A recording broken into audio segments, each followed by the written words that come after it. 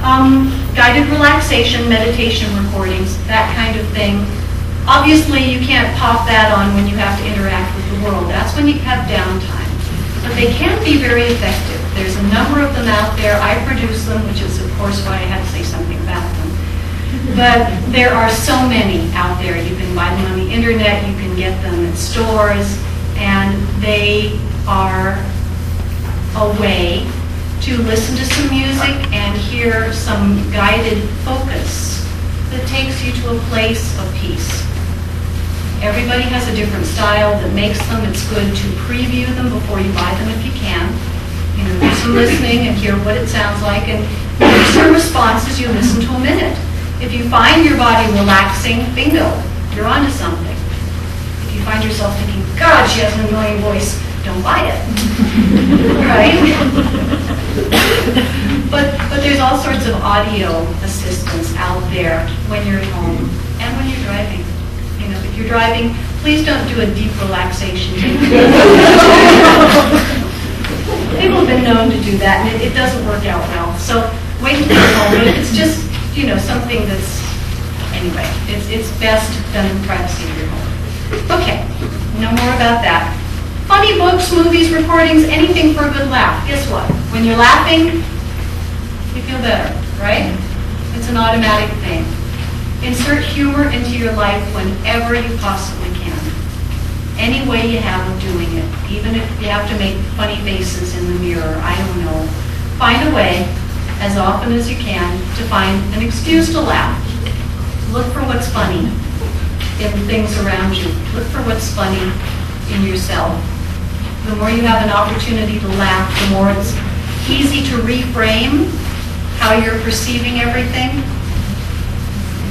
When you're in a deep place of unhappiness and anger, it's hard to get there. But if you get your mood a little bit lighter, it's a big jump from a low, deep place. But when you're annoyed, when you're irritated, when you're frustrated, that's an easy springboard to just going clip and finding something funny. You laugh hysterically, and you're good.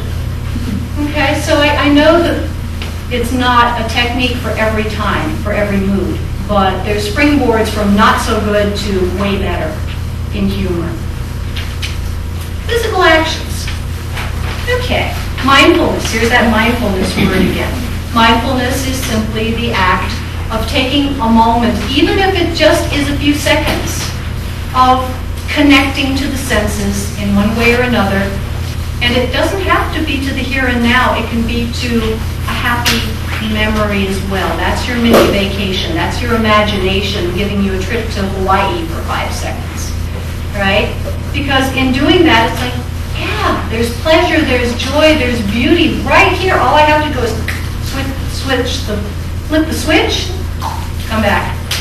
And it's like a little, okay, all right, Hawaii's still there. I can go back there when I need to, when I got a little more time to spend there.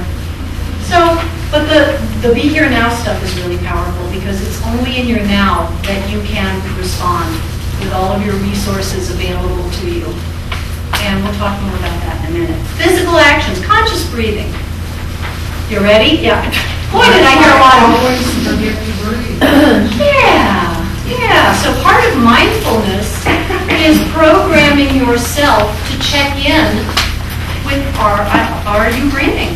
How are you breathing? How does it feel to breathe? Now here is the answer for being in a stressful meeting.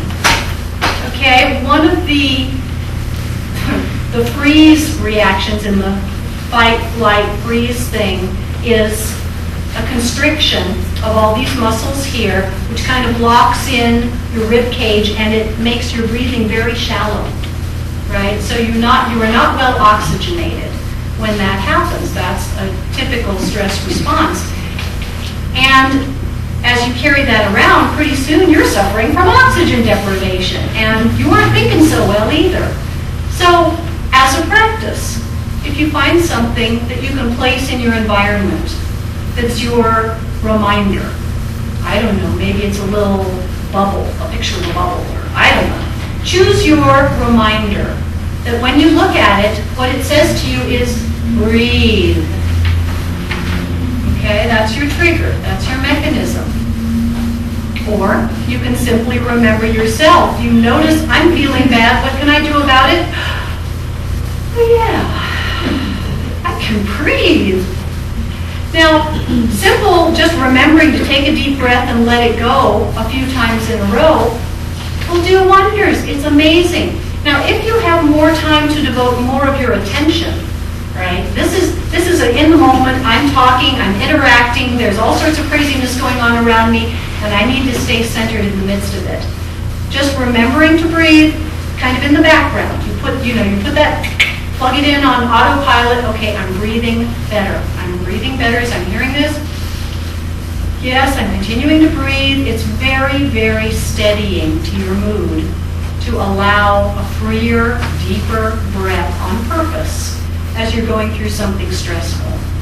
Taking a moment to pause and reflect before you speak as you breathe deeply is also a very good idea if you have that luxury, because that ensures your response will be more what you chose instead of what blurted out of you from one of those things that, like the hammer in the knee-jerk reaction. Yeah, it's best not to allow the thing to come out when you're feeling like this.